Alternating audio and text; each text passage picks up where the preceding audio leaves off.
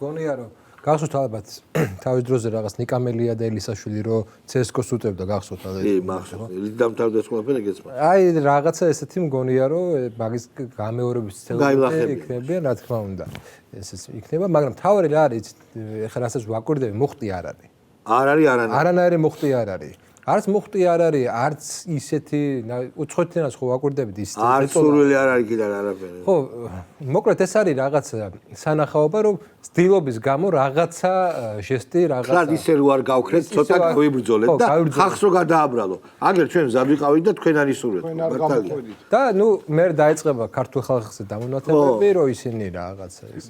ეგ როგორ ჩვევიათ რა ქართულ. ისევი არიან რუსული რეჟიმის. ხო, ჩვენ ხო გვინდოდა და უბრალოდ აი იქნება მე მეგონა. ნუ მეც ჩემი პროგნოზის ეთანხმება, თუმცა აი თუ საწინააღმდეგო ვერსიას ვიხილავთ, ხო, რაც იგეგმებოდა, ხო, რაც აღკვეთა სუსმას აბედნიეროდ, აი წარმოვიდგინოთ აი ყველაზე უარესი სცენარი, რაც ჩემი აზრით არ მოხდება, აი ეგ რო განხორციელდეს.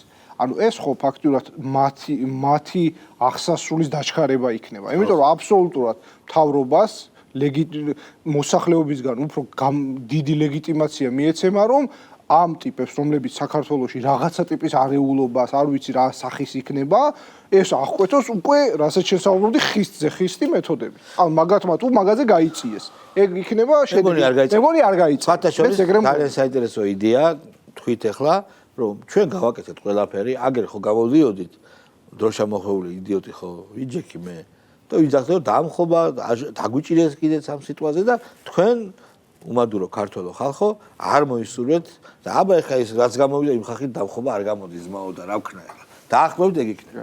იმიტომ მოუწოდებენ ეხლა თქვა და რაღაცა ფორმით აგულიანებენ. ხო. ის ხალხი ვინც უნდა ჩამოიყვანონ მაგალითად ხო რა თქმა უნდა ავტობუსებით ჩამოიყვანონ შეეძლებიან რაოდენობა გაზარდონ სადამდე მოსვლელებს. ნუ რა შეიძლება მეტი. შეხედავენ, გადახედავენ რა რესურსი აქვს და იმის მიხედვით. მაგრამ თავარი რა არის? ყურეთ ფინანსები რაც ჰქონდათ უწყვეტად მოედინებოდა შარშან წლის ბოლოს რაც გააკეთეს. ეს 5 დღიანი ეგრეთ წოდებული მცდელობები რო ეგრეთ წოდებული არა რევოლუციის მცდელობები იყო და ვირტუალური ომი იყო ჩვეულებრივ გაჩაღებული. ჩვეულებრივი ომი. რუსთაველზე ხო? იმისი მიათედი აღარ აქვს რესურსი, ეს ერთი, რომელიც თავშივე ნიშნავს იმას, რომ იმის შესაძლებლობებით აღარ ექნებათ. ეს ერთი და მეორე ეგეთ რაღაცას, რასაც ვთქვათ, რევოლუცია ქვია, ხო? აღარ ჭირდება ლიდერი. ლიდერის გარეშე ჯერ ისედაც რას ქვია თავმოჭრილები, ქათმები დაიარებიან და წარმოვიდგინეთ ახლა ეგრე რევოლუციის მოხდენა რო შეიძლებაოდეს, სადაც ვინმე შეიკრიბება და რამდენი რევოლუცია მოხდებოდა.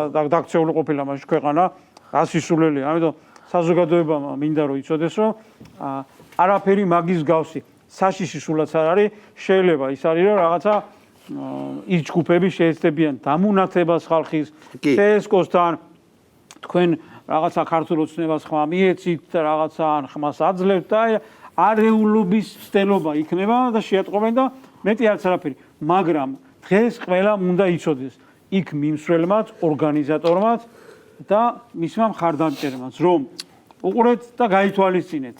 როდესაც არჩევნებამდე აცხადებთ, რომ ჩვენ გვინდა ხელისუფლების დამხობა და ამას გითვლიან, თქვათ, პერფორმანსში და ჯერ კიდე ვნახოთ არჩევნების შემდეგ რა იქნება და ამ დამხობის მოწოდების შემდგომ, როდესაც იქ მიტინგზე გაინძრევით, ზედმეტ მოქმედებებს ჩაატარებთ და რაღაცა მცდელობები გექნებათ, ეს დანაშაული იქნება უკვე დასრულებული დანაშაული და მარტივად აღარ უნდა ბევრი მტკიცებულებები მოკიდებენ ხელს და ჩაგაყუდებენ იქ, სადაც თქვენი ადგილია. შესაბამისად, საზოგადოების იმ ნაწილს მინდა მოუწოდო, რომ ნუ დაუდგებიან გვერდში ამ დამნაშავეებს, დღესაც რო დამნაშავეები არიან, უბრალოდ საქართველოში არის წეღანდელს გავიმეორო სტანდარტი ძალიან მაღალი, სამართლებრივი და ხელისუფლება ცდილობს, რომ ადამიანი ციხეში არ მოხვდეს, სანამ სრულყოფილად არ იქნება დადასტურებული მისი ბრალი.